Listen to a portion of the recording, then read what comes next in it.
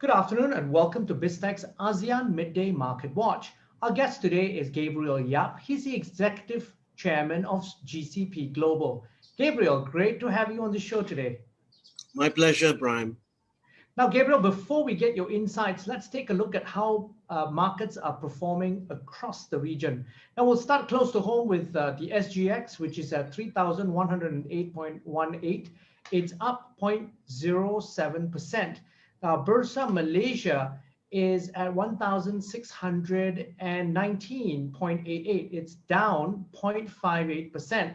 Now, moving across other regional markets, we've got the Nikkei at 29,645.03. It's up 1.48%. The Shanghai Composite is at 0.38% up at 3,449.86. Hang Seng bucks the trend. It's down 0.25% at 29,311.88. ASX is at 6,766.80. It's up 0.79%. And rounding off, we've got the Kospi, which is up 1.3% at 3,051.76. Now, Gabriel, what's your view on how markets have performed this morning? Oh, it's been a wonderful day. It's a wonderful closing, for the last 2.5 weeks, where we saw a huge sell-off in technology, as well as actually those sectors that are sensitive to interest rates. As you know, in the last program 2 weeks ago, we did mention to you that because the 10-year Treasury bill went up to 1.615% then, as well as the fact that 30-year Treasury bill in the US also went up. This was the highest 100 to 120 basis points jump from the beginning of the year that would cause some havoc in the market. Now, in the ensuing 2 weeks, you notice that the markets basically went through that form of volatility, only to find, an interim bottom, in the early part of this week. That's actually on the 8th of March, as well as the 9th of March. That's Monday and Tuesday this week. So it's been a roller coaster one, but it's a beautiful one. If viewers who have been watching your program, took our tips and you notice they are sitting on good gains. Now, where are you putting your money to work right now? As I said, Prime, essentially those stocks that we have talked about in your program, that's the e-commerce stocks, like your Pinduoduo, your C, your Meituan, your Alibaba, as well as actually your Tencent. Those are the core holdings. JD.com as well. You notice that this episode of Sell Now actually allowed you to actually latch on those positions. Some of the other 5G stocks like Kingsoft Cloud, that's traded in Nasdaq under the ticker code KC, as well as GDS, they also took a big hit, a big dive.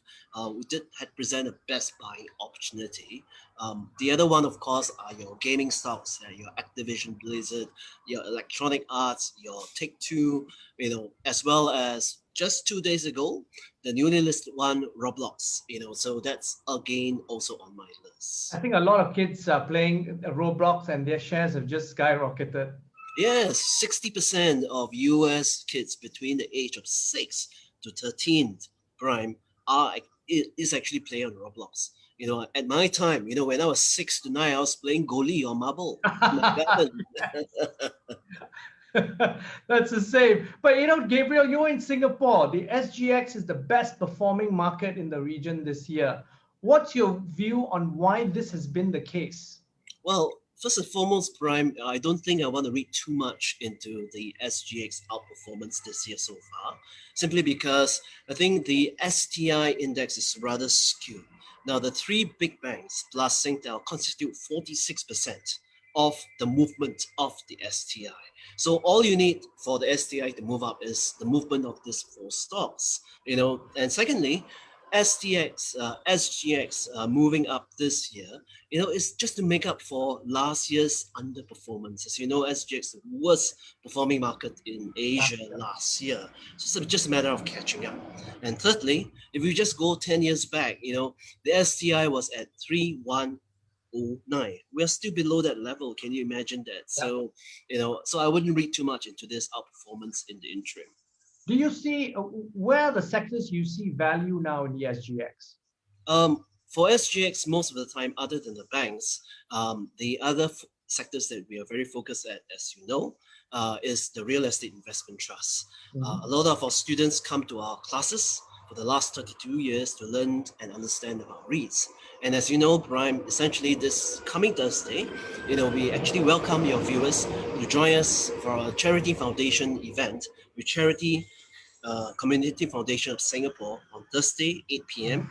All you need to do is just go to GCB Global website, Facebook, and like and share. Do come on to our program as well. All right, and as I said, I'm going to take part in that as well. Now, looking ahead, Gabriel, what are you looking out for next week from your investors' lens? I think the challenge in the interim has sort of like a switch from active buying, particularly the early part of this week, to something like easing off today. As you can see, I'm just enjoying and absorbing the sun in my garden.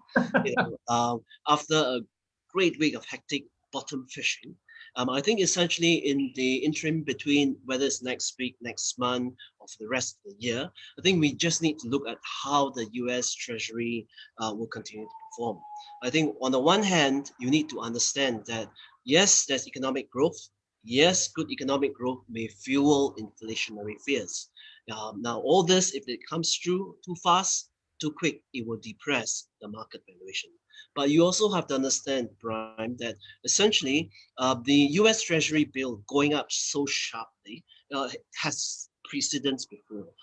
In my write-up, and if you go to GCP Global website, our latest article will tell you and the historical perspective of the 10-year bond yield.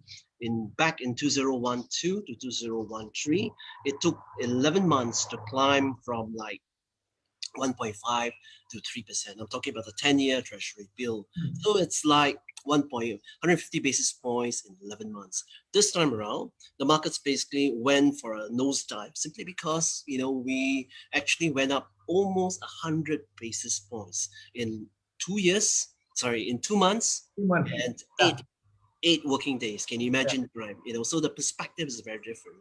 Whereas if you look at the other episode, that is actually at the end of 2016, right up to the end of 2018. That means over a spate of 20 months, you actually have the 10-year moving from 1.3 to 3.2%. But then between 2017 and 2018, the markets are fairly stable.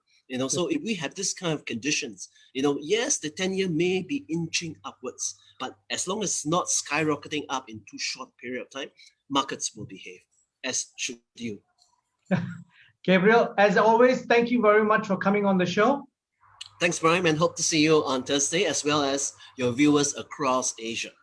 Yeah, we've been speaking to Gabriel Yap, Executive Chairman of GCP Global, on BizTech's ASEAN Midday Market Watch. I'm Brian Fernandez. Check out www.biztech.asia for business and technology conversations.